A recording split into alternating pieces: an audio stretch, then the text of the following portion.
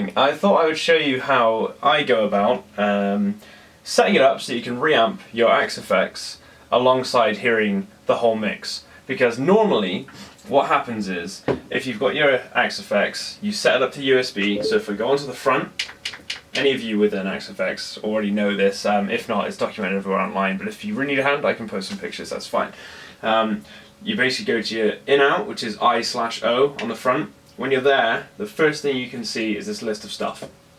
If you go down to your input 1 left select, it's the second option down from the top, change that to rear, and then at the very, very top, your main input source, you want that to be analog 1. So what we've done there is essentially we're not using it as USB for the moment because we need to utilize the in and outs separately into our interface. I'll explain in a minute.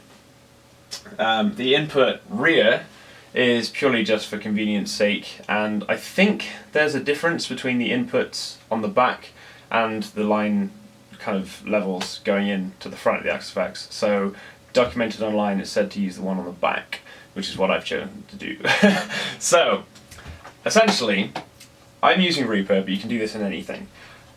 At the moment I have this, which is my reamped sound coming through. Normally, this is all you would hear if you're using USB when you're reamping, because the signal you'd be sending in would be this. That's the signal you're sending in via USB. But it's not particularly helpful when you want to see how a guitar fits within a mix, because literally, you know, say you've got a whole mix like this, you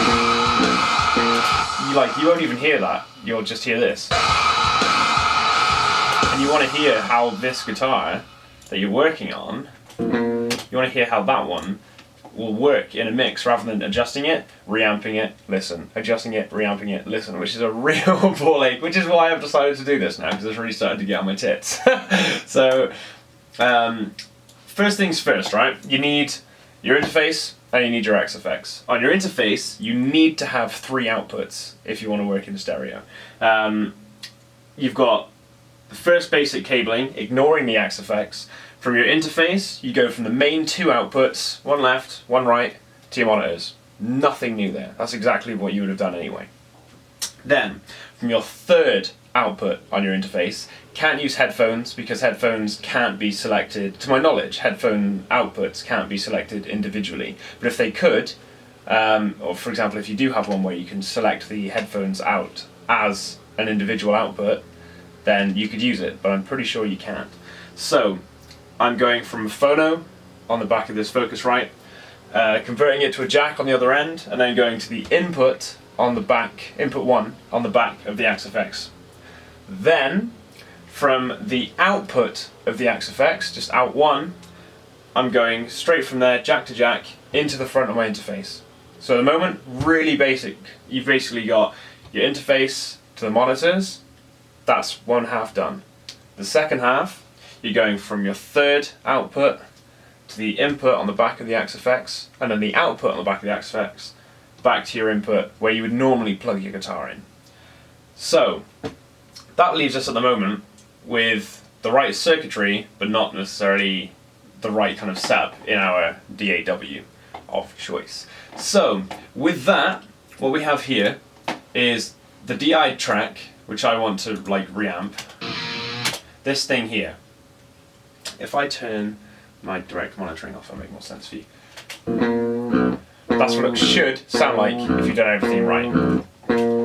So then what you're doing is you go to your in and outs for that particular track, you tell it to not go to the master parent out. So then you'll hear nothing. And you're like, shit, what's going on? So, after you've done that, you want to go to your audio hardware outputs, and on this, select your third output. What that means is, this DI track here, you're sending it out from your third output, which as we know, interface, third output is going to the input of our Axe effects. So at the moment, what we've got happening is this DI guitar, third output, which is we've got on the interface, goes into the back of the Axe effects. How do we get it from the Axe effects back into the interface? Cable we did earlier from the output of the Axe effects straight to where we plug our guitar in. So we're going into this input here. So that will end up with a circuit that will be like this, which you'll still hear nothing. So you're like, okay, well, why am I not hearing anything? Well, arm the track that you want to reamp onto, so you need 2 tracks. On the second track, arm it to record it, and then turn your monitoring on. However, there can be latency doing it that way, which is why I prefer to do direct monitoring. This, by the way, if you're not doing direct monitoring and the latency isn't an issue, you're done. That's it. Easy. However, if you want to get rid of latency because you have it and you have direct monitoring, what I do is turn the monitoring off in my DAW, so I hear nothing. On my output down here, my direct monitoring, I make sure I've got it set to stereo, and I literally blend the track in. So if I press play, I can blend it in, which means there's no latency because it's direct monitoring. And you're thinking, possibly, well, how the hell does that work? It's quite simply, direct monitoring, what that does is anything that goes in to the interface, you can blend between that signal by itself or the whole mix that you're hearing of everything. And because we've got just a guitar tone coming to the input, we can blend that guitar in. So now if we go back to the whole mix, we'll hear that we have this. Which is quite difficult to hear what we want. So we select one guitar and then the other guitar. We blend in the direct monitoring until they're balanced, which is about there.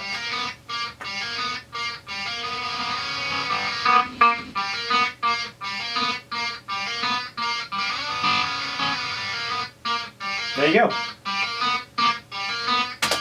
And that's it. That's how it's done. I know that this might come across as quite confusing.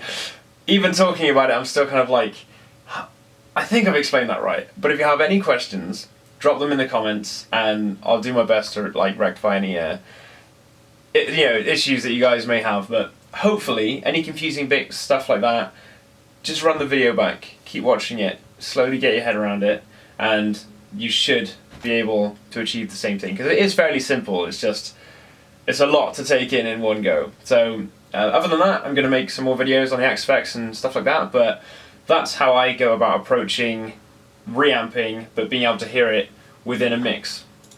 So now I have this.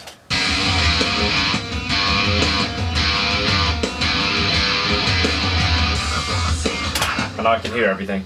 So, there you go. Hope that helped. If it didn't, I'm really sorry. But yeah, I think that's everything. So, best of luck with your endeavours of reamping and getting everything working together. If, like I said, any issues, drop us a bell.